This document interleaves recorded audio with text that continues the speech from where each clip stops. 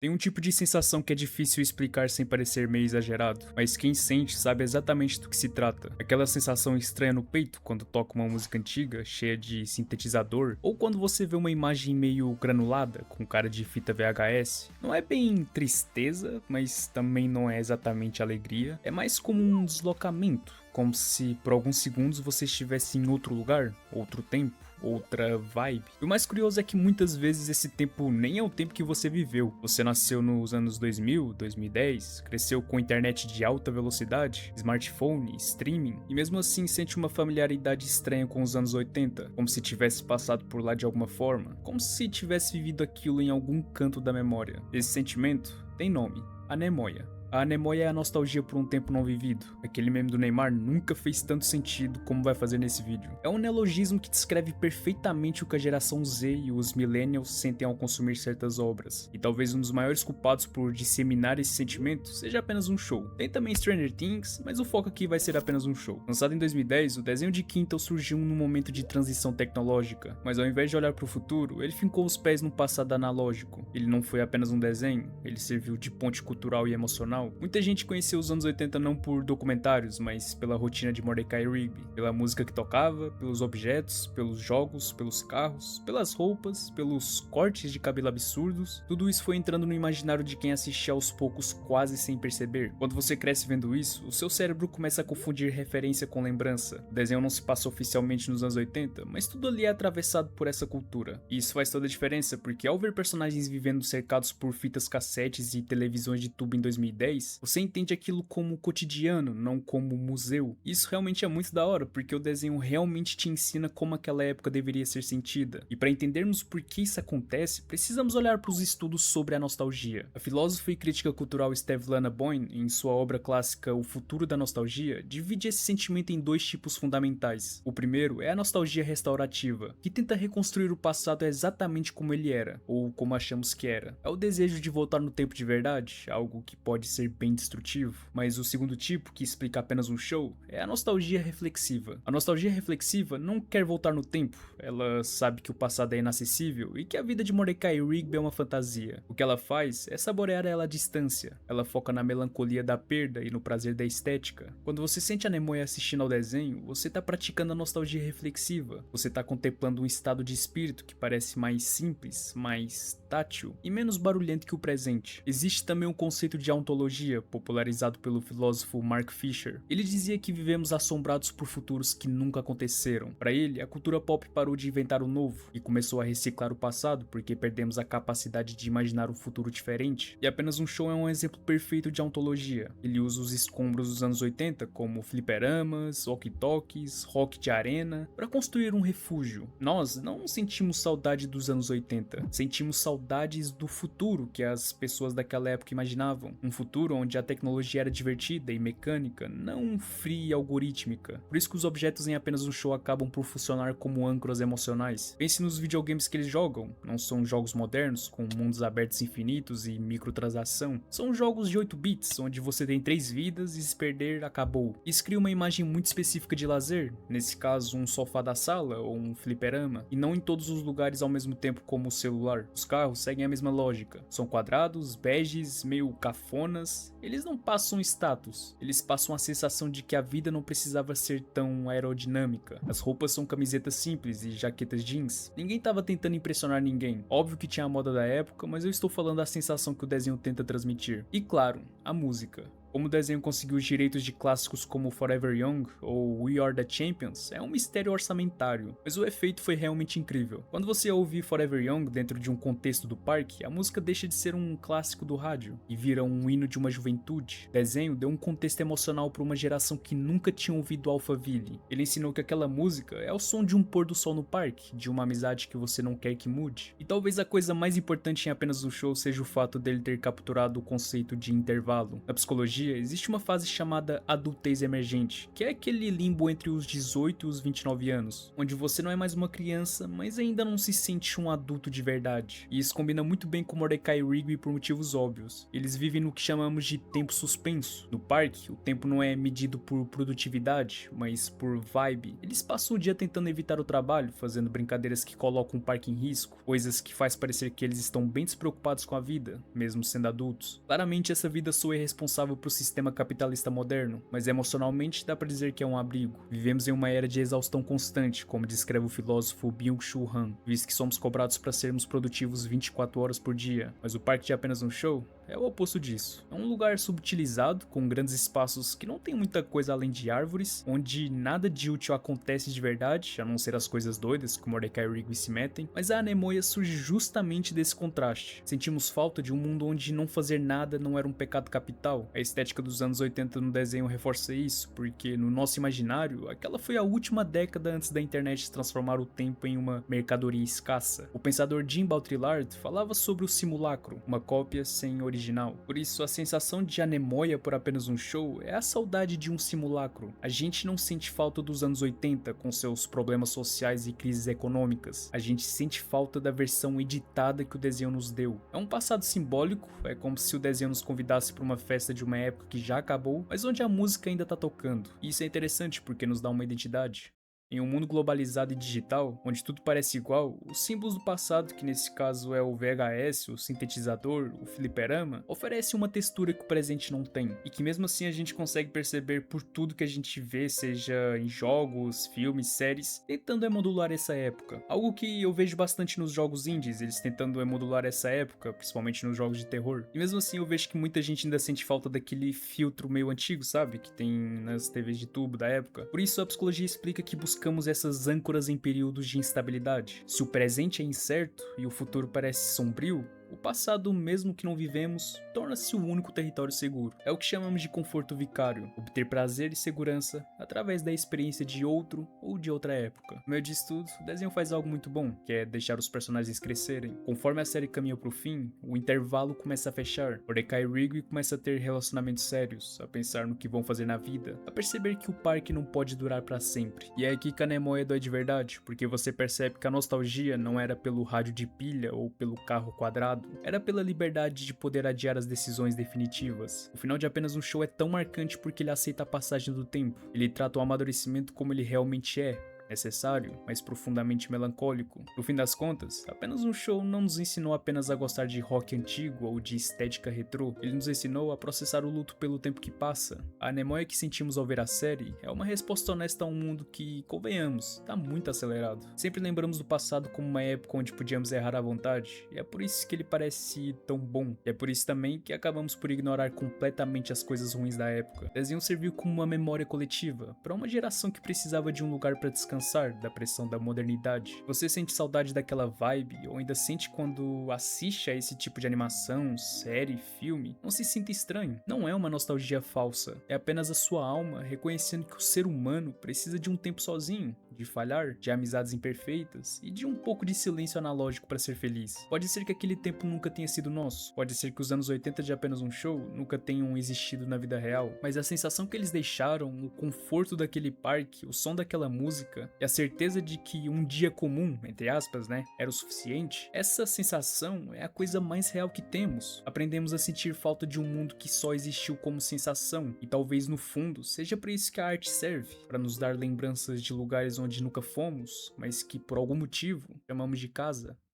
No final, não é sobre sentir nostalgia de uma época que você não viveu. É sobre perceber que toda época, real ou imaginária, é temporária. E que o que dói não é perder os anos 80 ou qualquer época do passado. É perder a sensação de que o tempo podia, por um momento, ficar parado.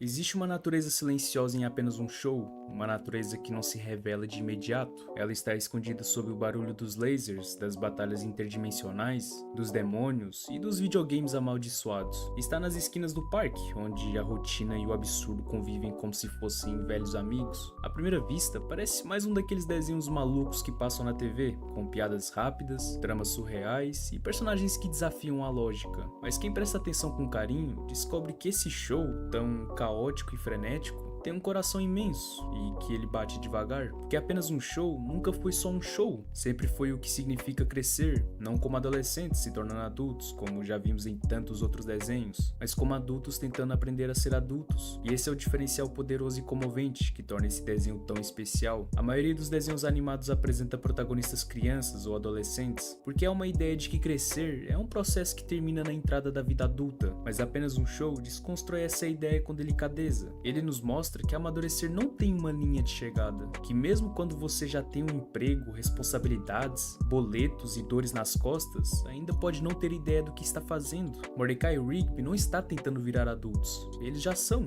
mas são adultos em construção, vivem como se fossem adolescentes eternos, jogando videogame, comendo porcarias, arranjando desculpas para fugir do trabalho, porque no fundo ainda estão tentando entender quem são, o que querem e como se vive de verdade.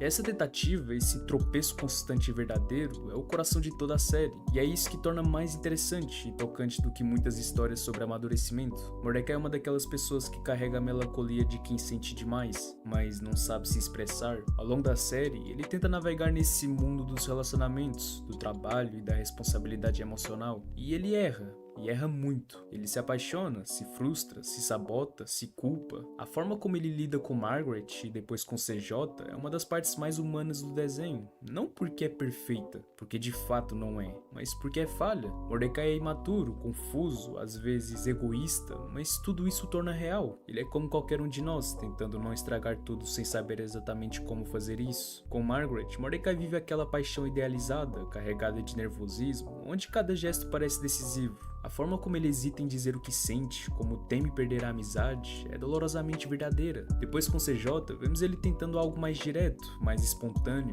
mas sem ter resolvido ainda suas confusões internas. E é claro que isso leva ao caos, porque ele ainda não sabe lidar com a própria culpa. Esse triângulo amoroso que se forma é um dos pontos mais intensos do desenho, e não por ser dramático em si, mas por nos lembrar que o coração humano é bem confuso, e que machucar os outros nem sempre vem da maldade. Às vezes vem do medo. E claro, isso não é desculpa por ter machucado alguém. E o contraponto de Mordecai é Rigby, impulsivo, caótico, irresponsável, mas por trás do seu jeito inconsequente há uma insegurança profunda. O Rigby se sente inferior, ele sabe que não terminou a escola, que não é tão bom quanto Mordecai nos olhos dos outros, e isso o corrói. Mas aos poucos, ao longo das temporadas, Rigby começa a mudar. Ele vai à escola, se forma, aprende a pedir desculpas, a amar, a aceitar as suas limitações. Seu crescimento é um dos arcos mais emocionantes da animação, porque ele representa aquela parte de nós que se acha burra demais, lenta demais, desimportante demais, mas que mesmo assim encontra um jeito de crescer. E é nesse crescimento que surge uma das personagens mais interessantes que muitos acabam por esquecer, a Eileen.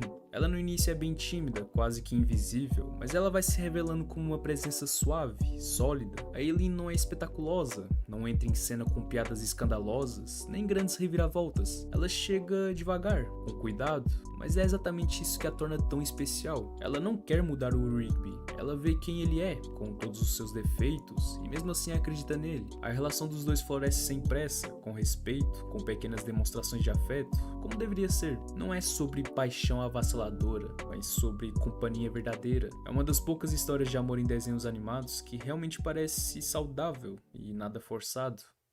E entre todos os personagens desse universo, onde o nonsense convive com o cotidiano, que faz o Benson ser um dos personagens mais injustamente subestimados à primeira vista. Quando o conhecemos, ele é apenas o chefe ranzinza, o adulto típico estressado, sempre gritando, sempre cobrando produtividade. Em qualquer outro desenho, ele seria só o vilão burocrático. Mas apenas um show não se contenta com o óbvio. Aos poucos, a série revela que dentro daquele temperamento explosivo, existe um homem profundamente sozinho. Benson quer que o parque funcione porque ele sente que é tudo que ele tem. O seu trabalho é o que dá sentido ao seu dia, mas ele também sabe que ninguém o leva muito a sério. Mordecai e Rigby o ignoram, o desrespeitam, fazem piadas dele, e ele explode porque se sente invisível, inútil. Mas basta olhar com atenção para ver o homem por trás da máquina de chicletes. Benson ele tenta manter o emprego, tenta liderar, tenta ser respeitado, mas ele também tenta ser feliz, tenta se conectar, e são nesses momentos que percebemos que ele não é um adulto chato, é um adulto cansado,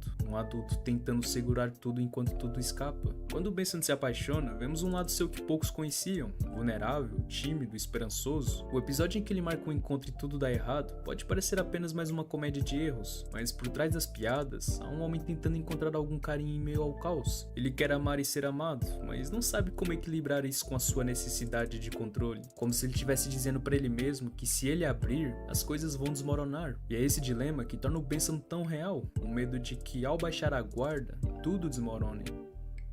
Saltitão, por sua vez, representa outra camada de complexidade emocional no desenho. É eternamente sábio, forte, experiente, ele parece estar acima das loucuras cotidianas do parque, mas isso esconde um passado doloroso, uma tristeza antiga que o acompanha em silêncio. O Saltitão não é apenas imortal no corpo, ele é imortal nas perdas. Ele carrega consigo memórias que ninguém mais lembra, amigos que já se foram, um amor que morreu há décadas. No episódio em que mostra o seu passado, vemos como a série trata a dor do luto com delicadeza. Saltitão tenta manter o equilíbrio, ser o pilar do grupo, mas por dentro ele também carrega o peso do tempo. A sua presença é como a de um guardião que já viu de tudo, mas que ainda sofre por tudo aquilo que não pode mudar. Mas mesmo assim, vemos que ele tem seus limites, que apesar de tudo, ele ainda falha, erra, como no episódio em que ele literalmente faz o Rigby partir dessa para uma melhor, e também o episódio sobre o estresse. E claro, não podemos esquecer do Pyrolito, talvez o personagem mais excêntrico, infantil e adorável do desenho, mas também no final, o mais importante. Pyrolito vive com uma pureza que beira o ingênuo, sempre falando com poesia, vendo a beleza nas pequenas coisas e oferecendo abraços como solução para qualquer conflito. E no entanto, é exatamente essa pureza que salva o universo. No final do desenho, quando tudo se torna cósmico, grandioso e filosófico, é o amor de Pyrolito que resolve tudo. O bem contra o mal não é vencido por força, por lógica ou por estratégia, é vencido por ternura. E o fato de apenas um show terminar assim, com um abraço, com um perdão, com sacrifício voluntário, diz tudo sobre a alma da obra. Mesmo em um universo onde tudo pode acontecer,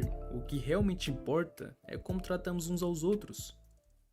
Todos esses personagens vivem num cenário que é uma carta de amor à nostalgia, os anos 90. O parque, os fliperamas, as fitas cassete, os VHS, os filmes de ação exagerados, as músicas. Apenas um show é também uma homenagem a uma infância analógica que já não existe. Para quem cresceu nos anos 90, o desenho é um baú de lembranças. Não é só o estilo visual, mas o clima, a forma como os personagens se relacionam com a tecnologia, com o lazer, com o tempo livre. Eu não sei porquê, mas há algo de profundamente nostálgico em ver dois adultos jogando videogame de tubo, enquanto deviam estar cortando a grama. É o retrato de uma geração que cresceu acreditando que o trabalho seria uma aventura, e descobriu que não é bem assim. O desenho marcou uma geração porque falava de algo que todos sentíamos, mas não sabíamos dizer. O medo de crescer, o medo de deixar de ser quem éramos. O medo de que, ao entrar na vida adulta, perderíamos aquilo que nos fazia especiais. Mas apenas um show responde isso com esperança. Com os seus monstros, com suas lutas épicas, com seu nonsense libertador, a série diz: você pode crescer sim, mas isso não significa que precisa deixar de ser você.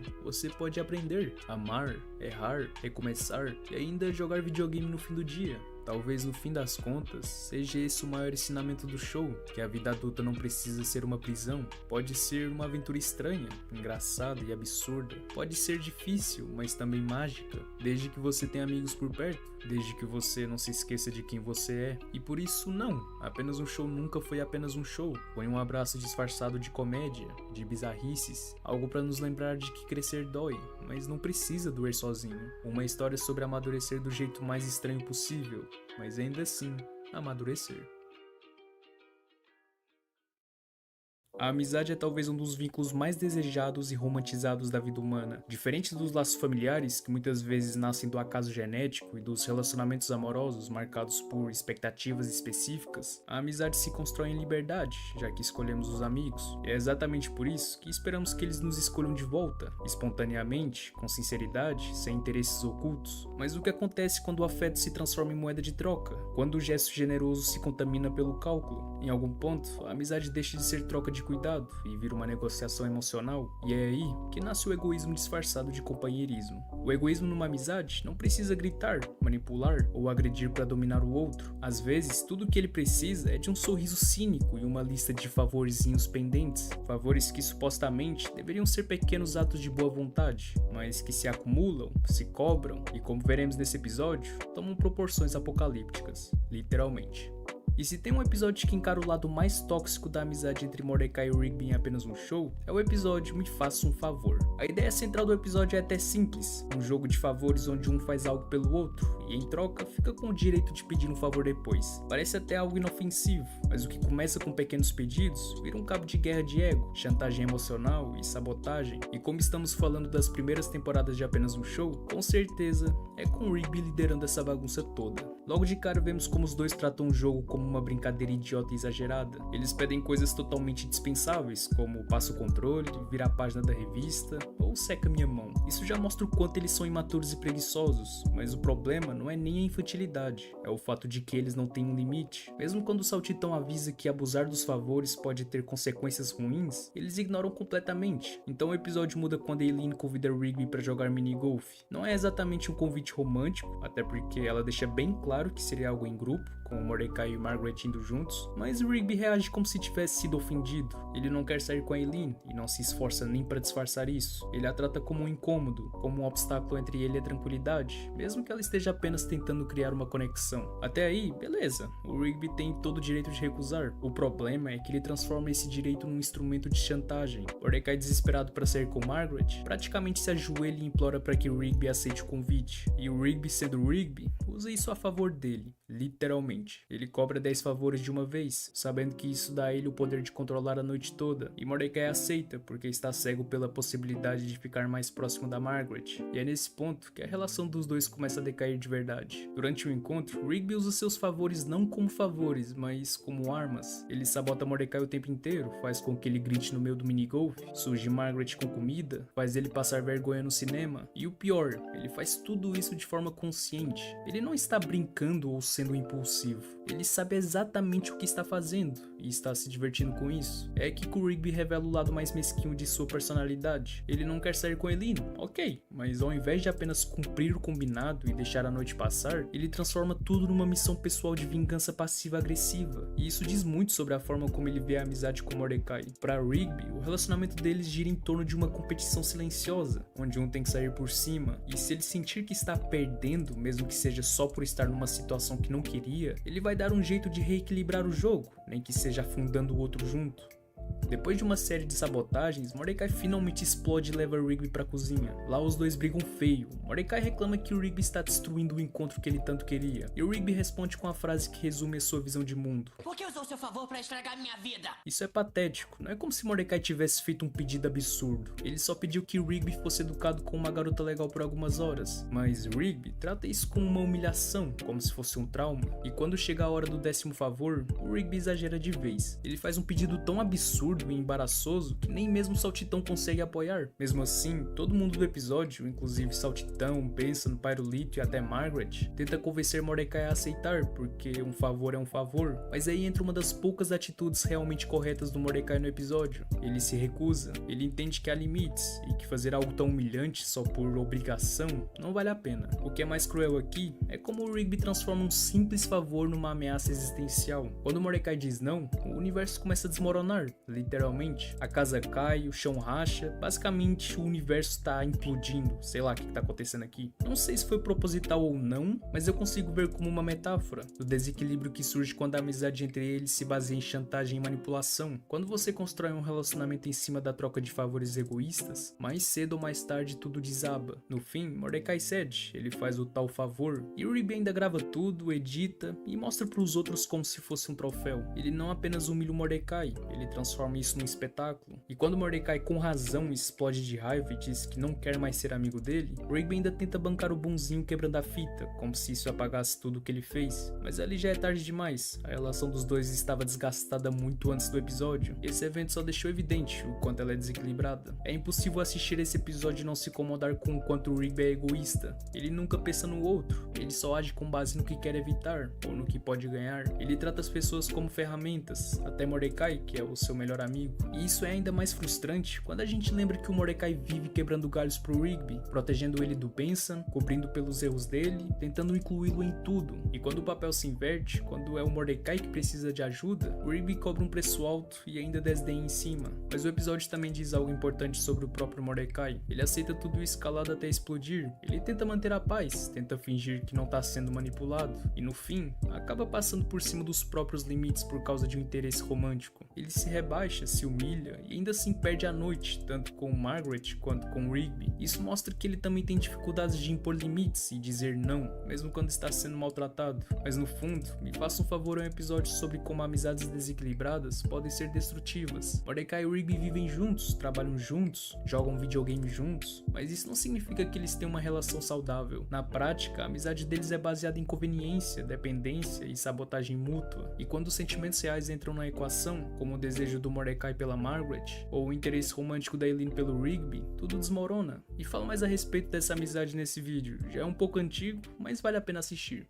O episódio poderia ter encerrado com uma lição mais clara, mas ele faz questão de mostrar que nada muda. Depois de todo o caos, eles se reconciliam com uma nova troca de favores, como se nada tivesse acontecido. É engraçado, mas também triste, porque reforça a ideia de que, apesar de tudo, eles continuam presos nesse ciclo de favores e ressentimentos. Essa dinâmica entre os dois é recorrente no desenho, mas me faça um favor, atinge um pico de toxicidade. Não tem nada de saudável em uma amizade onde um lado manipula o outro, onde pequenos favores viram obrigações com consequências absurdas, onde ajudar um amigo significa se sacrificar completamente. Talvez essa seja uma das grandes sacadas do episódio, mostrar que quando você transforma tudo em uma moeda de troca, até os gestos mais simples perdem o valor. Um favor deveria ser algo feito com boa vontade, por amizade, mas aqui virou uma moeda de poder, de vingança e de humilhação, e quando isso acontece, ninguém ganha, nem mesmo o manipulador. O Rigby pode ter conseguido os 10 favores, pode ter gravado o vídeo e se divertindo com a vergonha do amigo, mas no fim, ele também perde o respeito de todos e quase perde a única pessoa que ainda aceitava estar do lado dele, apesar de tudo. Apenas no Chão é uma daquelas animações que à primeira vista parece viver apenas do absurdo. E não é à toa, estamos falando de um desenho onde lutas cósmicas, realidades paralelas e batalhas contra entidades sobrenaturais são coisas bem comuns. Para muitos, a lembrança imediata da animação está nesses momentos bizarros, quase inocência, que marcam visualmente e sonoramente a experiência de assistir, mas o que muita gente esquece, ou talvez nunca tenha percebido de verdade, é o quanto apenas um show consegue ser profundo. Por trás das piadas rápidas, da estética surreal e das situações improváveis, existe um cuidado real com os personagens e as suas trajetórias. Mordecai, Rigby, Benson, Saltitão, Eileen, Margaret, todos passam por mudanças ao longo do desenho. Todos enfrentam dilemas, aprendem com os erros e também amadurecem. E é justamente essa combinação entre o insano e o íntimo que torna apenas um show tão especial. E no mundo das animações, não é raro ver personagens surgirem com um certo destaque e, depois de um tempo, simplesmente desaparecerem. Alguns são esquecidos sem cerimônia, como se nunca tivesse feito parte daquele universo, e outros viram piada interna, uma espécie de meme voluntário do próprio desenho. É quase como se essas figuras fossem rascunhos descartáveis, feitos apenas para cumprir uma função rápida e depois sumirem. Mas de vez em quando, aparece um personagem que quebra essa lógica, que mesmo sendo introduzido de forma discreta, vai ganhando profundidade com o tempo, que tinha tudo para ser mais um figurante, e ainda assim se torna essencial, não por força de roteiro, mas por algo sutil. E esse, meus amigos, é o Thomas, o estagiário de Apenas um Show. Ele não só não foi esquecido, como viveu uma das mudanças mais silenciosas e significativas do desenho, ao contrário de um outro personagem que eu já fiz vídeo aqui no canal. Quando o Thomas aparece pela primeira vez, ele parece só mais um alívio cômico, o estagiário silencioso de papel secundário, e em um mundo de personagens absurdos e situações completamente surreais, Thomas parece quase normal demais, mas é justamente essa normalidade que engana bastante. Ao longo de Apenas um Show, ele é frequentemente subestimado. Seu status de estagiário faz com que os outros personagens o vejam como alguém de pouca importância. Personagens como o Musculoso, para variar, o tratam com um certo desprezo, sempre se colocando como superior anterior, mas depois do episódio Thomas dá o troco, em que ele estava prestes a ser despedido, ele ajuda a recuperar a estátua do parque que tinha sido roubada do parque rival, e depois disso, dá pra dizer que eles começaram a respeitar ele um pouco mais, até mesmo o próprio Musculoso. Mas não dá pra não dizer que esse tipo de coisa não acontece na vida real, onde cargos temporários, estagiários ou iniciantes muitas vezes são descredibilizados, como se seu potencial fosse menor apenas por estarem começando. Eu imagino que alguns de vocês já devem ter passado por isso, mas de qualquer forma, a gente aprende com Thomas que o valor de uma pessoa não está no título que ela carrega, e sim nas escolhas que ela faz. Mesmo sendo tratado como alguém menor, ele sempre fazia tudo que pediam, até mesmo os pedidos mais bestas do Musculoso. E em vários outros momentos, ele ajudou o parque como um todo, como num dos melhores episódios do desenho, Saída 9B, e esse que eu citei anteriormente. Mas é justamente essa subestimação que torna sua virada ainda mais incrível, já que ninguém esperava nada dele, e ainda assim ele foi capaz de mudar tudo. A reviravolta vem quando descobrimos que Thomas, na verdade, é um agente secreto russo infiltrado no parque com o objetivo de sabotá-lo. É um daqueles momentos que fazem a gente repensar toda a trajetória do personagem. Tudo aquilo que parecia aleatório ganha peso. As ausências, o jeito estranho, a hesitação, tudo se encaixa. O interessante é que apesar dessa revelação, a série não transforma Thomas em um vilão clássico. Não tem monólogo dramático, nem um grande confronto final. Ao invés disso, temos um conflito interno. Thomas hesita, ele falha em cumprir sua missão. E mais do que isso, ele ajuda os amigos do parque. Ele escolheu ficar do lado deles. E aqui a gente entra na parte realmente interessante. Porque Thomas muda? Não é por obrigação. Ninguém força ele a nada. Não é nem porque ele foi descoberto e teve que se defender. A mudança do Thomas acontece porque ele desenvolve laços. Ele passa tempo com o pessoal do parque. Ele é incluído, mesmo que de forma meio apagada. E aos poucos, demonstra o que foi ensinado a ele. É fácil esquecer o poder da convivência, mas ela é muitas vezes mais transformadora do que qualquer grande revelação. Convivendo com Mordecai, Rigby e os outros, Thomas experimenta algo que a sua missão não previa: afeto. Em um determinado tempo, ele é tratado como um igual, como um amigo, e é isso que muda tudo. Sartre dizia que o propósito não é fixo, um dos principais nomes do existencialismo. Ele dizia que o ser humano não tem uma essência fixa, ele nasce como uma página em branco e vai se escrevendo a cada escolha. Para Sartre, o homem está condenado a ser livre, ou seja, estamos o tempo todo nos criando, nos refazendo, nos reinventando. Thomas tinha um propósito dado: infiltrar, espionar e sabotar. Mas esse propósito não era dele, era um papel que colocaram sobre ele, e a convivência com os outros mostra isso de forma muito clara, já que ele começava a perceber que poderia escolher outro caminho, que ele não precisava ser aquilo que esperavam dele, ele poderia sim ser algo mais. Mesmo a liberdade de escolha sendo assustadora, mas ao mesmo tempo libertadora, a série, mesmo sendo leve e cômica, nos mostra isso de um jeito surpreendentemente interessante. E o que também chama a atenção é o jeito como a mudança de Thomas acontece. Sem grandes discursos, ele não tem uma cena dramática onde declara sua amizade pelos amigos ou seu arrependimento. Na verdade, a mudança dele é silenciosa, quase imperceptível, e isso é muito realista. A maioria das mudanças que a gente passa na vida não vem com trilhas sonoras ou viradas épicas. Elas vêm devagar, no dia a dia, na forma como a gente começa a olhar diferente para quem está do nosso lado,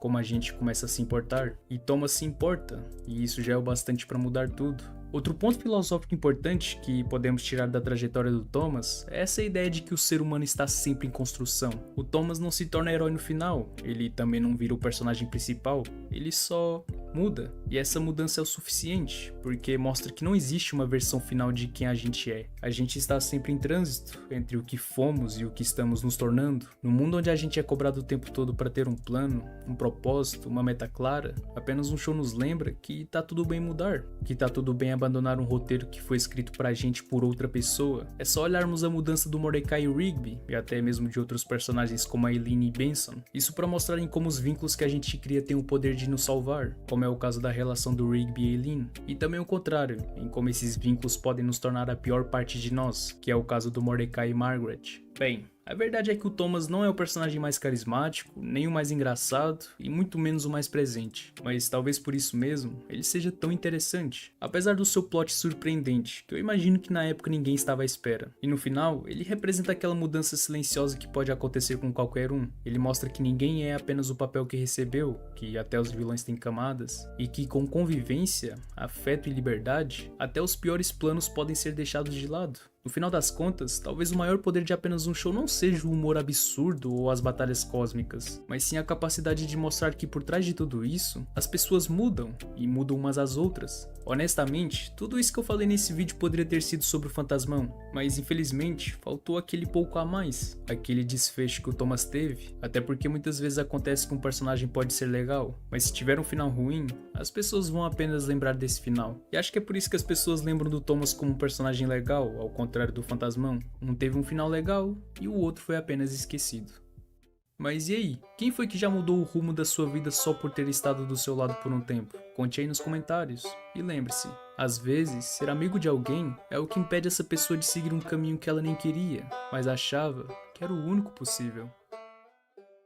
O vazio é um conceito fundamental em apenas um show. O vazio representa uma dimensão metafísica, uma espécie de abismo entre as realidades, onde o tempo e o espaço parecem se distorcer e as leis da física são constantemente desafiadas. É um lugar misterioso e muitas vezes assustador, que serve como pano de fundo para diversas aventuras vividas por Mordecai e Rigby e vários de seus amigos no parque onde trabalham. O vazio não é apenas um local físico, mas também uma metáfora para as incertezas e os desafios que os personagens enfrentam em suas jornadas pessoais e emocionais ao longo da série. Nesse contexto, explorar o vazio não é apenas uma questão de viajar para um lugar distante ou literalmente vaguear por um abismo escuro e profundo, mas também uma jornada de autodescoberta e crescimento. O vazio pode ser tanto uma experiência de vazio existencial e falta de sentido, quanto uma experiência de abertura e possibilidade. E apenas um show explora esse tema de forma tão subliminar que muitas vezes passamos despercebidos. A primeira impressão que temos de apenas um show é que é apenas um desenho nonsense com coisas totalmente absurdas, em que um problema simples se transforma em uma batalha épica contra um monstro da neve ou a própria destruição do universo. Porém, nas entrelinhas existe algo, e esse algo é o vazio de apenas um show. Esse aspecto de vazio não é mostrado apenas como algo profundo no sentido filosófico e reflexivo. Os próprios cenários nos mostram isso. Não apenas os cenários, como a própria intro, que quem ouve pela primeira vez dá uma sensação de estranheza. Não só por essas paletas de cores que nos remete ao universo, como o próprio som que pra mim, pelo menos, dá a sensação de ser o som do universo. Nesse caso, o som do vazio. Em muitos episódios, sempre quando acontece algum problema, por algum motivo esse cenário aparece em volta dos personagens, como se fosse pra ensinar algo a eles, e ensina, realmente ensina. Por isso, pra falarmos do vazio de apenas um show, é muito difícil falarmos dele de forma tão simples, como os cenários nos dar uma sensação estranha, uma certa sensação de medo, basicamente um liminal space, lugares que transmitem uma sensação de atemporalidade, lugares onde podemos nos sentir como se estivéssemos entre dois mundos diferentes. Existe uma certa sensação de familiaridade nesses espaços devido ao fato de não serem completamente novos, mas também não completamente familiares. Um extremo entre o familiar e o desconhecido, onde reside um lugar em que as memórias se perdem e o real toma uma outra forma. Mas não é apenas isso, apesar disso ser algo incrível e estar presente em apenas um show, não acho que seja algo tão simples de ser explicado como ser apenas um liminal space. Na minha visão, existe algo mais profundo, algo que quer nos ensinar. Os primeiros episódios de apenas um show mostrava basicamente como é ser um jovem burro e como estamos sempre nos envolvendo em brigas e discussões que não fazem o menor sentido. Mas, entretanto, o show começou a desenvolver uma narrativa. Mordecai lida com as repercussões de suas atitudes imaturas em relação aos relacionamentos e aprende que paixão nem sempre é igual a amor. Rigby aprende que pode ser responsável sem ter que renunciar a quem ele é, mesmo superando o ressentimento em relação ao irmão mais novo. O parque representa a juventude. Mordecai e Rigby podem fazer besteira, receber conselhos de mentores mais antigos, como o Saltitão, e tudo é reiniciado no final do episódio. Então, não há necessidade de aprender uma lição, mas à medida que a vida avança, as coisas começam a mudar. De repente, as coisas não recomeçam no final do episódio. Há consequências. Thomas não pôde ficar no parque, a cúpula não desaparece. Nesse ponto, Mordecai e Rigby estão começando a crescer além do parque. Então, eles são enviados para a árvore espacial. Eles estão chegando à idade adulta e o pai do Pyrolito, o Sr. Maillard, representa o ímpeto que empurra as pessoas para lá, seja indo para a faculdade, conseguindo um emprego ou o que quer que seja. O Sr. Maillard é a força motriz interna ou externa que move uma pessoa da casa dos pais para a próxima fase de sua vida. Maillard literalmente colocou Mordecai e Rigby em um foguete até a maturidade maturidade. A próxima fase da vida é a árvore espacial. Aqui vemos Mordecai e Rigby se tornando adultos. Sim, eles ainda estragam tudo, mas também estão crescendo como pessoas. Eles estão aprendendo prioridades. Se quiserem comprar algo, não podem simplesmente pedir tarefas extras aos pais. Nesse caso, pedir a Benson que lhes dê tarefas adicionais no parque. Eles têm que conseguir um emprego, como resgatar o médico do cientista botânico espacial. Se quiserem ver os socos no ar, têm que tomar a iniciativa e assumir todo o processo para não acabarem lutando por dinheiro no último minuto e ficando tão exaustos fisicamente a ponto de perderem o show. Eles estão aprendendo a ser adultos, porém, a mensagem da série é que só porque você é ou está se tornando um adulto, você não precisa renunciar a quem você é ou era. Você pode manter um emprego e ainda jogar videogame. Você pode cometer erros desde que os reconheça e aprenda com eles. Agora, ser adulto é representado pela missão final da árvore espacial. É para isso que as pessoas treinam desde a juventude, ou melhor, é para isso que Mordecai e Rigby treinam desde que começaram a trabalhar no parque. Se voltarmos um pouco na narrativa, no filme temos um vislumbre sombrio de um futuro potencial. Isso representa como as pessoas se perdem no vazio à medida que se tornam adultas. Todas aquelas pessoas que perderam o contato com bons amigos porque a vida atrapalhou, as pessoas que permitem que a vida mude quem elas são por dentro, são representadas pelos futuros Mordecai e Rigby, mas foi nos mostrado que ainda há esperança em ambos os prazos. No futuro, as pessoas poderão se reconciliar e se recuperar umas com as outras. No presente, as pessoas podem escolher amadurecer e ao mesmo tempo serem fiéis a si mesmas. É para isso que a série tinha caminhado desde o filme. Mordecai e Rigby estão mudando quem serão no futuro, durante a missão final. Se avançarmos na narrativa até a temporada final, chegaremos aos dois detalhes que me iniciaram nessa linha de pensamento: o surto de Mordecai no elevador e o lamento do morcego gigante sobre sua vida. Com o surto de Mordecai, ele lamenta uma perda futura. Ele está preocupado porque, quando estiver na missão final, não terá tempo para fazer o que acha divertido. Aplicando a metáfora à situação, ele está preocupado com o fato de que, quando for adulto, terá que sacrificar as coisas de que gosta, porque não são o que os adultos fazem. Ele começa a se preocupar com isso porque ele e Rigby estavam se entregando a um momento de alegria infantil. Eles ficaram em êxtase ao ver os socos no ar, até que o entusiasmo de Rigby colocou todo o seu esforço em risco. Esse choque entre quem eles eram e quem precisam se tornar provoca uma crise existencial, e é quando o morcego gigante entra em jogo. O morcego gigante representa uma espécie de pior cenário ou o próprio vazio, porque por um lado, o vazio pode ser visto como algo negativo,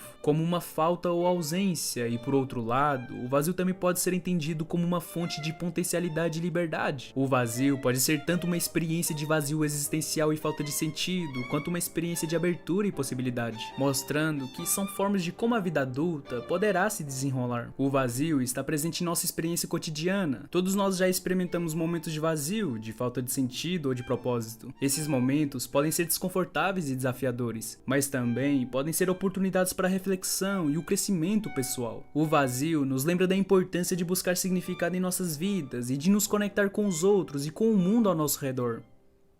Podemos ver que o vazio de apenas um show não é apenas literal, como também é metafórico. Todos os personagens, em algum momento de suas vidas, sentiram um vazio, sentiram solidão. Benson tentando lidar com seu estresse tanto por parte da família quanto por parte dos trabalhadores, Saltitão lidando com a perda de uma pessoa querida, Mordecai lidando com suas paixões, Rigby tentando ser alguém e vários outros personagens tentando lidar com algo que os tornava vazios. Todos eles lidam ou lidaram com o vazio. É até estranho você parar pra pensar e ver que todos eles alguma vez sentiram essa solidão. E não é de estranhar, eles são pessoas. Podem não ser humanos, claro, mas têm consciência e sentimentos, e é a partir disso que você sente essa solidão, sente esse vazio. Provavelmente você já parou pra pensar e quando você olhou à sua volta, não tinha nada, apenas você e um enorme vazio em sua volta. Mas caso perdure ou você perceba que está se perdendo ou esteja tendo atitudes compulsivas, procure um psicólogo. A sensação de vazio é o alerta que indica que algo dentro de você não está bem. Pode ser uma tristeza passageira, mas pode indicar algo mais sério e que deve ser olhado com cuidado. Um processo terapêutico é fundamental. No final, todos eles conseguiram lidar com esse vazio. Pode até continuar neles de alguma forma, mas talvez entender o que faz parte da vida ter esse sentimento uma hora ou outra. Acho que no final, tá tudo bem. Somos um vazio, mas também somos infinitos.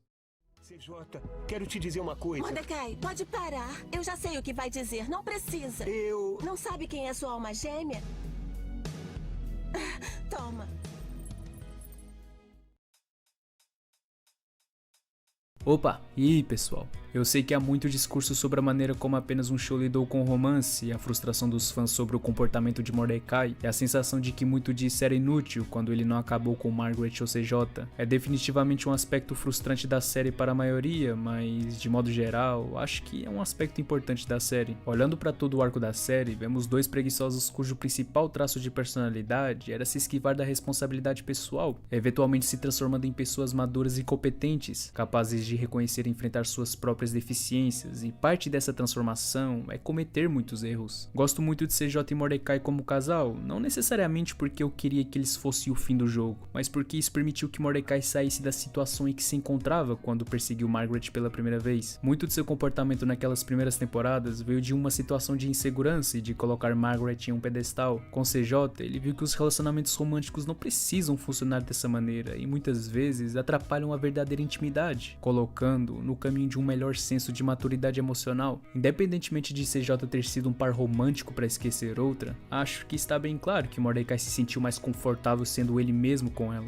É claro que sabemos que ele cometerá mais erros ao longo do caminho, mas é bastante óbvio para mim que seu tempo com CJ lhe deu um senso de confiança e maturidade muito melhor do que o seu relacionamento com Margaret nas temporadas anteriores e no contexto de toda a série. Acho que o relacionamento de Mordecai e CJ se tornou uma parte vital de apenas um show. CJ sempre foi legal com Margaret desde o primeiro encontro, o que contradiz o que Mordecai quer acreditar no episódio de Natal, mas o que Mordecai fez foi uma atitude realmente estúpida e enfureceu CJ a um nível extremo. Você pode ver que CJ é cabeça quente, mas ela sempre dá chance após chance a Mordecai. Ela não guarda rancor, mas tem um temperamento explosivo, algo que ela percebe e muda. O problema com CJ é que ela é muito apegada a Mordecai, assim como Mordecai é muito apegada a Margaret, criando uma cadeia desnecessária de eventos que não leva a lugar nenhum. O primeiro encontro dos dois deu pra ver como a dinâmica deles era incrível. Eles realmente se gostaram nesse primeiro encontro, e justamente quando as coisas começaram a ficar ótimas, Mordecai convida Margaret para o mesmo filme. CJ reagiu exageradamente, sim, mas não totalmente sem motivo. Eles se beijam no ano novo e agem de maneira um pouco estranha alguns dias depois. Então, eles se tornam grandes amigos, porque realmente tem química. Rigby e Eileen gostam muito de CJ, e todos podem ver que Mordecai gosta dela. Isso vai do ano novo até, digamos, o início da primavera, quando eles começam a namorar oficialmente. A partir daí, eles tiveram um relacionamento muito bom até o Natal, quando Mordecai beija Margaret. Então, imagine como CJ se sentiu depois de cerca de 9 meses de um ótimo relacionamento, vendo seu namorado beijar outra pessoa do nada. Isso é muito baixo, pra ser honesto. Então, leve em consideração que ela estava pronta para perdoá-lo apenas uma semana depois, porque ela realmente se importava. A partir de então, cada vez que ela ficava com raiva, era provocada pelo que Mordecai fazia pelas suas costas. Se ele fosse maduro e não fosse um idiota total com garotas, ele simplesmente conversaria sobre seus problemas com Margaret e CJ, e as coisas não teriam ficado tão complicadas. Margaret também começou a complicar as coisas, mentindo e tentando voltar furtivamente à vida de Mordecai, vendo que ele está feliz com outra pessoa e não poder tê-lo. Ela costumava tê-lo enrolado em seus dedos, pois ele a via como inatingível. Mas quando isso mudou, ela deu uma volta de 180 graus e causou ainda mais drama. CJ surtou naquela festa sem um bom motivo, mas vendo seu passado com o pai e como Mordecai e Margaret a ferraram, não é surpresa que ela tenha desenvolvido grandes problemas de confiança. Ela nunca mais poderia baixar a guarda com Mordecai depois daquela festa de Natal, pois se machucou quando confiava nele. Acho que CJ foi um dos melhores personagens da série e fiquei muito triste quando vi que Mordecai e ela não continuariam namorando. Eles tinham um relacionamento muito realista e saudável na maior parte do tempo, e até Rigby, que todos sabemos que é mais maduro que Mordecai quando se trata de namoro,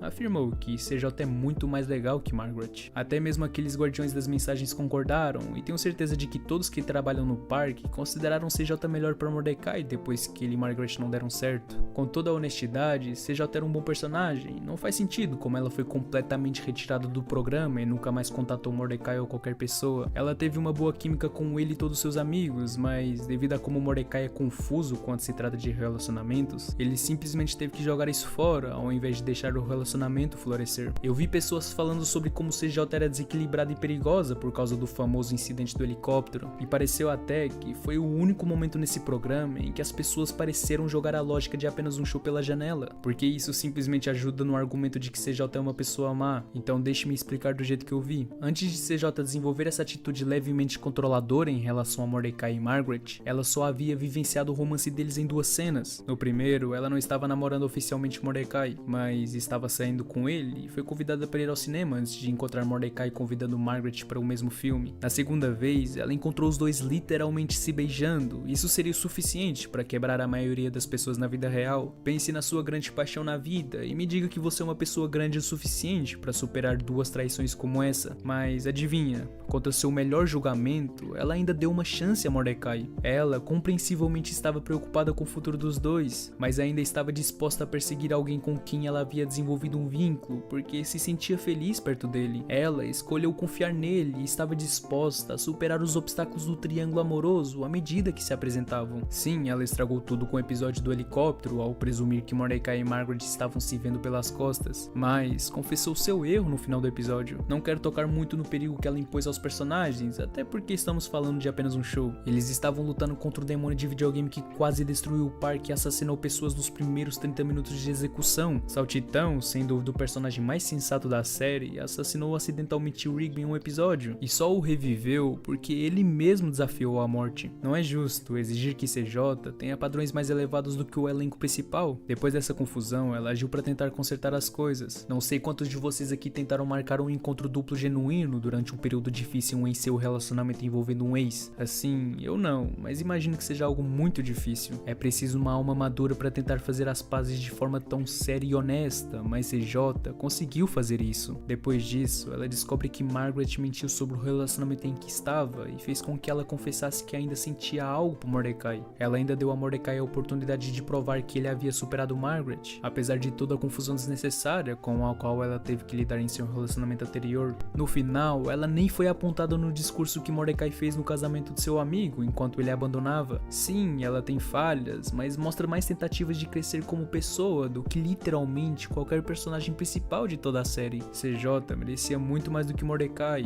e mostra um nível de maturidade emocional que supera qualquer crítica à sua teimosia.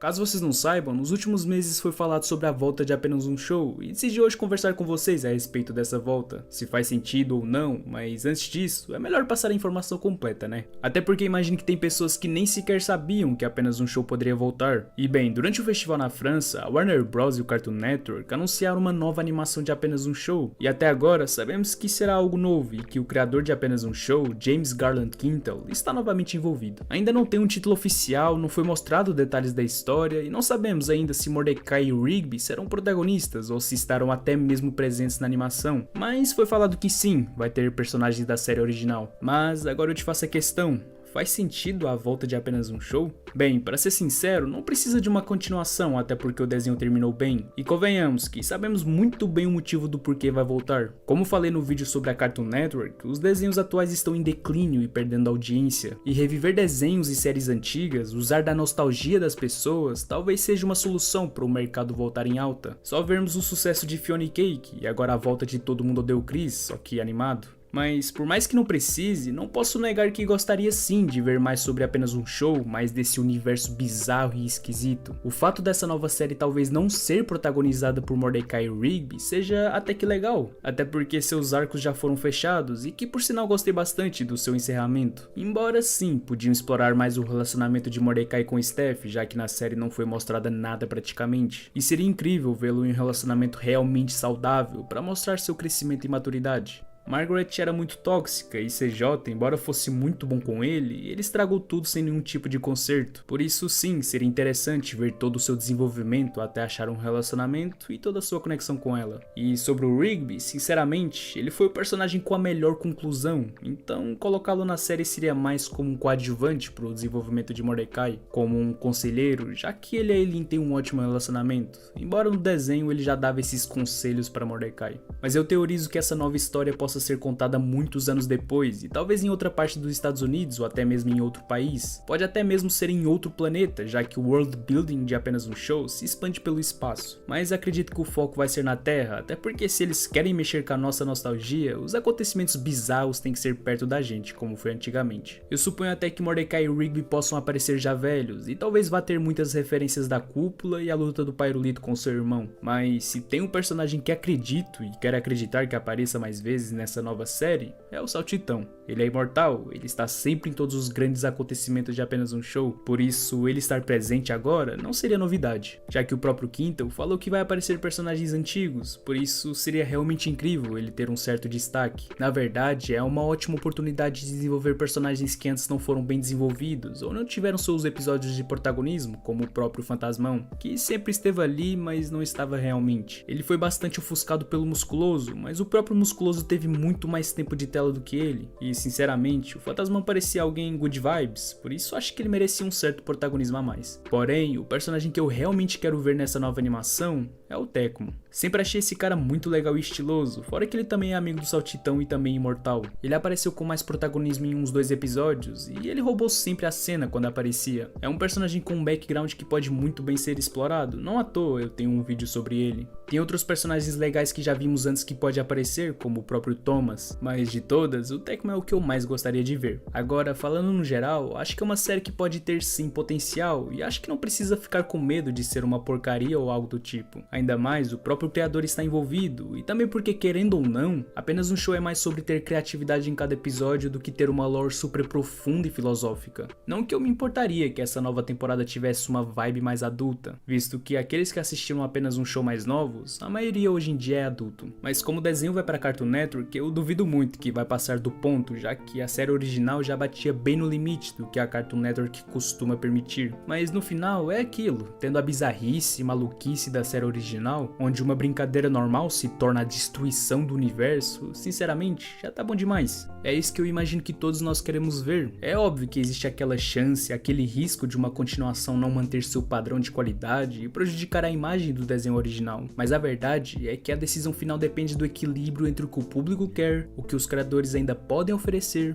e o que o mercado suporta. Mas na minha opinião, acredito que seja difícil disso acontecer. Creio que ainda existem muitos pontos onde o show pode abordar, e apenas um show é, como eu disse, é sobre criatividade, e criatividade é ilimitada quando não existem regras em um universo como apenas um show. Por isso, é óbvio que vou assistir com um sorriso no rosto, mesmo que Mordecai e Rigby não apareçam. Só de pensar nas coisas absurdas que podem acontecer, já fico ansioso para que essa nova animação chegue com tudo. Vamos torcer, né? E por favor, Warner Bros, faz a boa pra nós. Parece que estamos em uma nova tendência, reviver séries e animações antigas. Algumas são boas como Fiona e Cake, que veio para explorar mais ainda o seu universo e explicar muitas coisas que ficaram em aberto no desenho original. E outras são ruins, como Ben 10 Reboot, que sinceramente, que desenho horrível. E como eu disse, a tendência é aumentar os remakes ou coisas relacionadas a desenhos antigos. No próprio mundo dos animes isso está prestes a acontecer, como One Piece e Dragon Ball, por exemplo. Porque querendo ou não, funciona, porque não só atinge o público mais velho que viu o desenho quando criança, como também atinge a nova geração. Por isso, as empresas vão usar e abusar da nossa nostalgia, porque sabem muito bem que rende se certa animação for minimamente bem feita. Vi muita gente reclamando sobre a volta de apenas um show e tudo mais, mas meio que não vai ser uma continuação direta do desenho, mas sim vai fazer parte do mesmo mundo. Por isso, não precisa de ter medo e achar que podem estragar o desenho original. E é isso, pessoal. Estou realmente feliz que vão criar uma nova série relacionada a apenas um show, até porque esse desenho não só fez parte da minha infância, como também foi o início do meu crescimento aqui no YouTube. O primeiro vídeo que pegou uma boa quantidade de visualização e me deu uma oportunidade de sonhar aqui no YouTube foi justamente de apenas um show. Talvez até alguns de vocês viram e estavam lá na época, por isso, querendo ou não, por causa de vocês, essa história realmente tem um enorme peso na minha vida. Por isso, muito obrigado por me acompanharem. Me digam aí nos comentários quais os vídeos de apenas um show vocês mais gostaram, e você que ainda não viu todos, boa sorte na tua maratona. Aí, será que os videogames ainda estão na cabana? É, vamos lá olhar pelos velhos tempos. Não acredito que a gente fazia isso.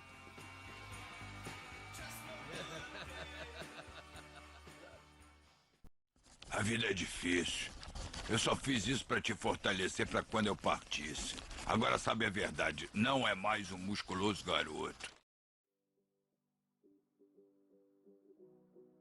Opa, e aí pessoal? O luto por perder alguém querido não cabe em fases ou em determinados períodos de tempo. Os sentimentos podem se tornar confusos e devastadores. É importante que a gente saiba como acolher essas emoções e entender tudo aquilo que elas nos ensinam. Enfrentar o luto é algo muito particular e pode ter diferentes significados para cada pessoa, trazendo uma nova perspectiva sobre a vida, afetos e o legado que deixamos após partirmos. Ninguém é capaz de fazer desaparecer a dor ou tristeza de alguém que sofreu a perda de um amigo ou familiar. O luto é um sentimento intenso e poderoso que causa desconforto para quem está sofrendo e para todos à sua volta. Você pode se sentir um pouco sem jeito, sem saber o que dizer ao seu amigo. Entretanto, é possível ajudar uma pessoa em processo de luto com muita compaixão, compreensão e gentileza. E bem, é dessa forma que Rigby, Mordecai e Musculoso se tornaram mais próximos a partir do episódio O Melhor Caminhoneiro do Mundo. O episódio começa com Musculoso dentro de seu trailer ligando para o seu pai para desejar Feliz Dia dos Pais, mas acontece que seu pai não responde, o que faz Musculoso pensar que ele está apenas fazendo uma pegadinha.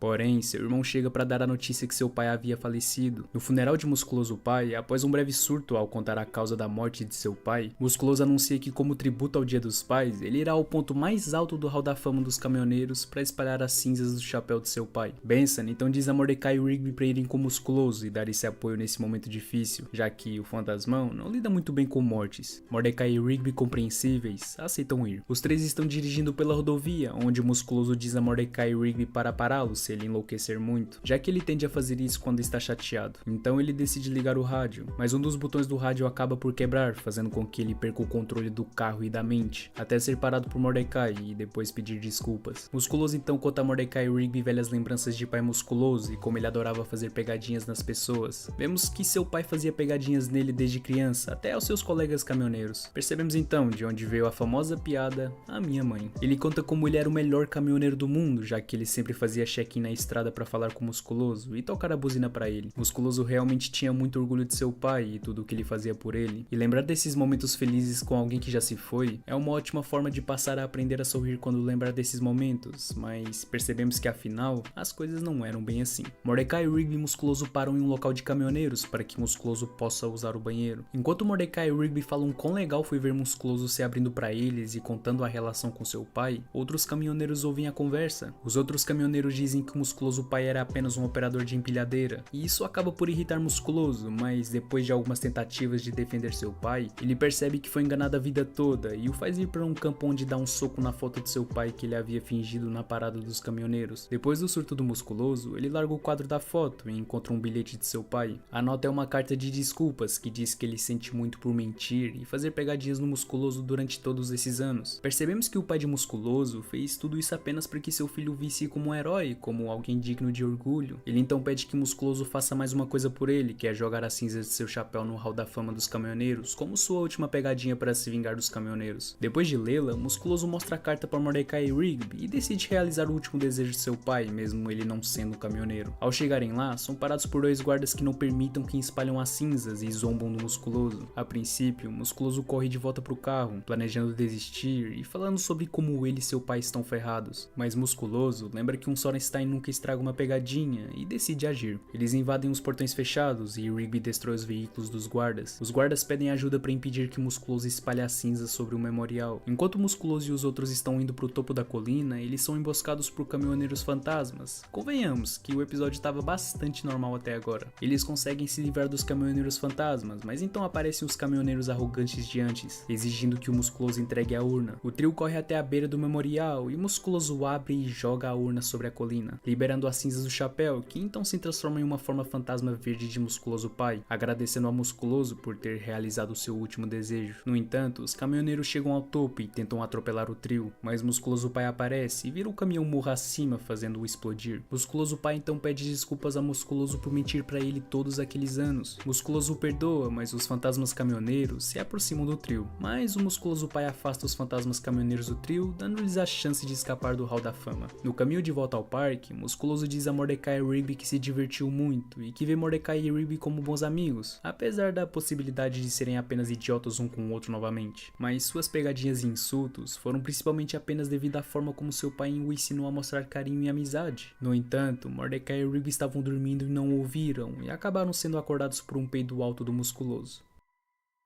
Não podemos obrigar pessoas a sempre irem ao nosso próprio lugar de escuridão, mas temos que dar espaço para elas visitarem a nossa solidão às vezes e nos ajudar a faxinar os excessos que existem por lá. Precisamos retirar da nossa mente a percepção de que todas as pessoas ao nosso redor são ruins e querem nos prejudicar. Essa mentalidade não nos permite viver ao lado de ninguém. É mais que necessário perceber se nossa mente nos empurra naturalmente para teorias céticas ou se nos ajuda a sermos confiantes no que diz a respeito ao relacionamento com as pessoas. Uma análise mais cuidadosa de como estamos lidando com essa percepção das pessoas ao nosso redor nos permitirá descobrir facilmente quem está levantando e quem está nos derrubando. A partir daí, nesse sentido, precisamos criar um esforço autêntico e progressivo para desviar das pessoas que nos prejudicam e ter o mesmo vigor para ficar ao lado das pessoas que nos potencializam. Antes, Musculoso não dava conta do Mordecai e Rigby, mas depois que ele se permitiu ser ajudado em um dos momentos mais difíceis de sua vida, ele percebeu que aqueles caras que sempre estiveram trabalhando do seu lado e ele mesmo os desprezava, acabou por perceber que sempre teve dois ótimos amigos do seu lado. Após esse episódio, vemos que eles se apoiam muito mais em momentos complicados e situações difíceis, e acredito que essa amizade entre eles foi uma peça-chave para o companheirismo entre todos do parque. Por mais clichê que seja dizer isso, talvez realmente seja nas horas mais difíceis que percebemos quem realmente está do nosso lado e quem é seu amigo de verdade. Embora eles tenham se unido antes e depois disso, além do hábito de Musculoso de fazer pegadinhas de Natal e de fingir sua morte, eles realmente não ficam tão irritados com ele nunca mais. Foi realmente um passeio doce e comovente, que não é característico do caos habitual da série, mas realmente funciona. Esse episódio não fala de forma profunda sobre morte ou luto, mas é um ponto-chave para a amizade entre o Rigby e Mordecai com o Musculoso. A importância de ter gente por perto é que existe uma dimensão de sucesso em viver com o outro, que pode se transformar em um produto saudável para a mente, que pode gerar companheirismo real e que mesmo diante de um mundo completamente solitário, é possível achar pessoas na caminhada que são doadoras de energia, que inspiram os outros, que cuidam da gente mais do que até a gente acredita que merece. Existe gente de verdade no mundo e que nos ajuda na tarefa de ser parte dos nossos sonhos. Gente que acalma nossa mente, mas para podermos viver isso, temos que dar um passo em direção do outro antes mesmo de querer algo em troca. Às vezes, o fim de uma história é o começo de outra. Meu pai me ensinou a demonstrar afeto através de pegadinhas e insultos. Essa não, parece manteiga derretida. Ainda bem que vocês não podem ouvir isso. Ou isso. O parque 322 km.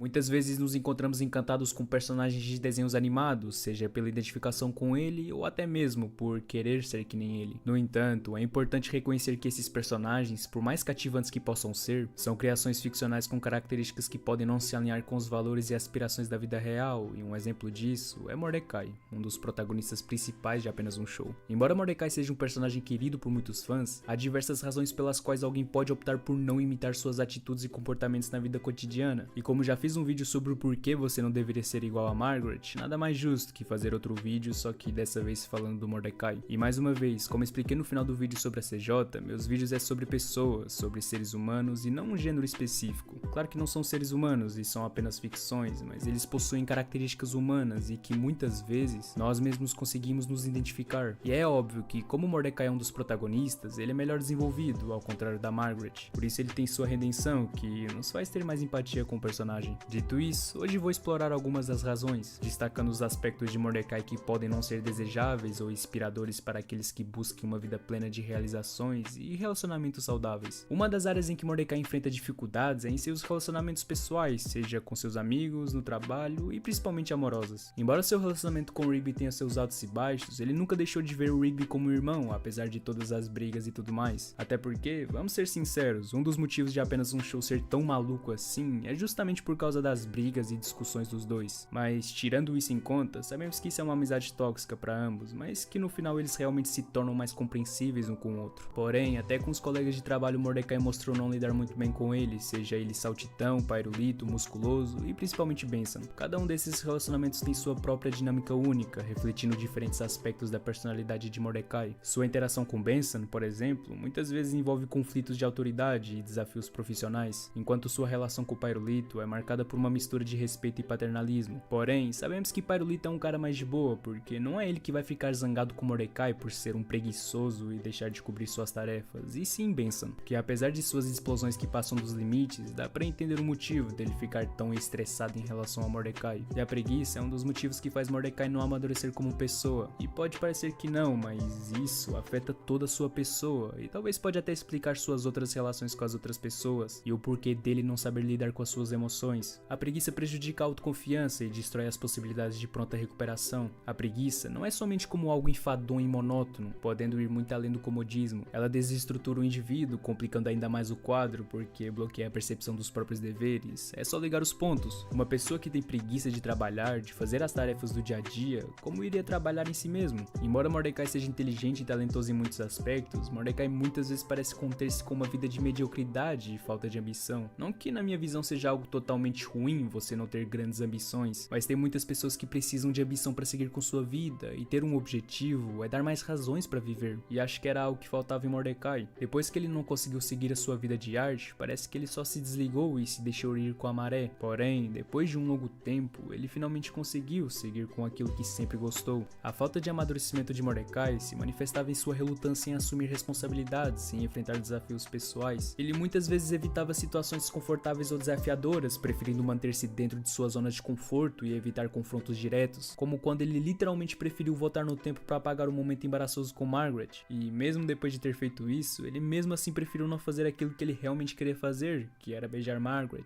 Mesmo que muitas vezes Margaret não tenha ajudado muito Mordecai, ele mesmo não se ajudava quando podia dar um passo mais além com ela. Mas seria injusto com Mordecai dizer que isso é uma experiência exclusivamente dele. Acho que muitos de nós tivemos esse medo de beijar, de conseguir ultrapassar essa barreira do medo, e acho que nessa situação, uma das primeiras coisas que você deve pensar é admitir que esse medo não é real. Um exemplo de medo real seria o medo de andar numa rua à noite com medo de ser assaltado. O medo, então, faz com que você fique atento e se proteja de um perigo real. Já o medo de beijar, não sei ao certo para que ele serve, mas possivelmente por causa das fantasias que você criou em cima disso. Talvez você tenha um monte de expectativas sobre o simples ato de beijar uma pessoa. Imaginações negativas surgem automaticamente, como: e se a pessoa não gostar do meu beijo? E se eu passar por ridículo? E se?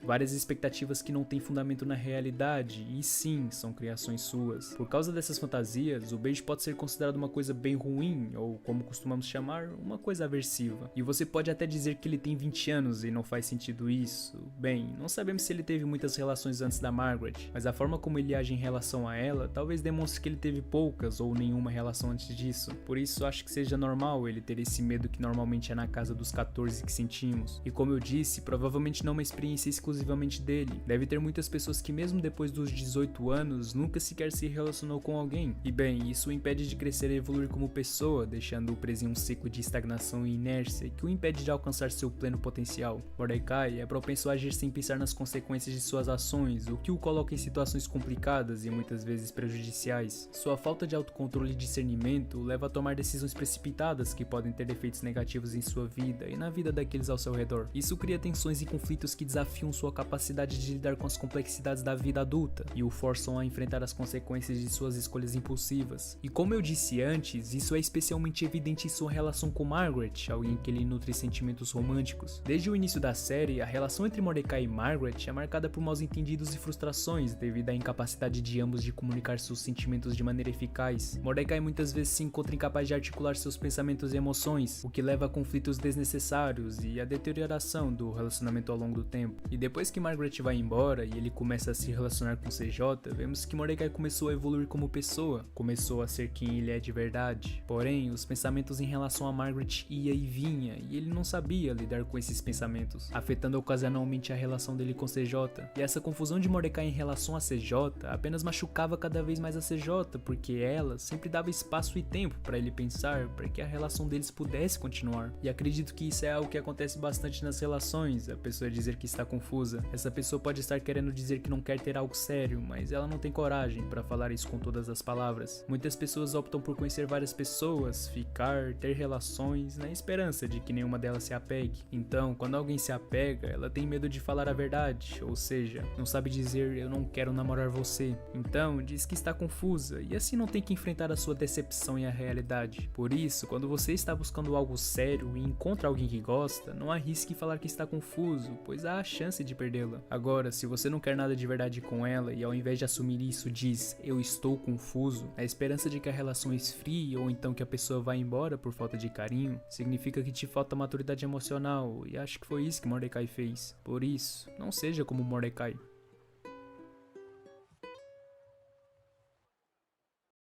Talvez esse negócio de romance não seja pra mim. Com certeza não é, não. Tá, já sei. Você tem namorada e eu não. O que mais falta acontecer? Calma, vai dar tudo certo, cara. Vem, vamos comer umas frituras. Muito obrigado por ter chegado até aqui e se puder fazer a boa deixando o like, se inscrevendo e comentando, vai ajudar demais. E se puder se considerar tornar um membro aqui do canal, saiba que vai ajudar e muito no meu trabalho. Mas não se esqueça, veja o clube do canal apenas como uma forma de doação. E bem, eu sou Maru e esse é apenas o início da jornada. Fui!